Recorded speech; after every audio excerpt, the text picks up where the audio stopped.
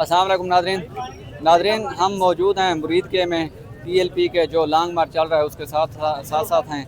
और ये अब कायदीन के मुताबिक ये पड़ाव अब यहीं मुरीद के में ही रहेगा और रात यहीं गुजारेगा और सुबह को ये रवाना होगा इस्लामाबाद की तरफ। और इनको सिक्योरिटी थ्रेट ये मिल रहे हैं कि जो रेंजर है उनका कहा जा रहा है कि वो इनको घेरा तंग करने की कोशिश कर रही है।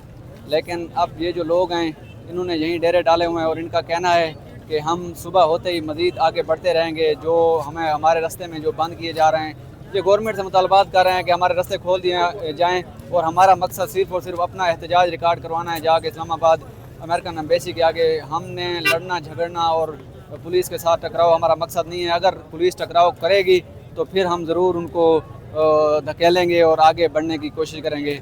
और अब जो क़यादत है उन्होंने ये फ़ैसला किया है कि आप ये जो पड़ाव है ये इधर मुरीद के में ही रात गुजारेगा और सुबह नमाज के बाद ये आगे रवाना होगा।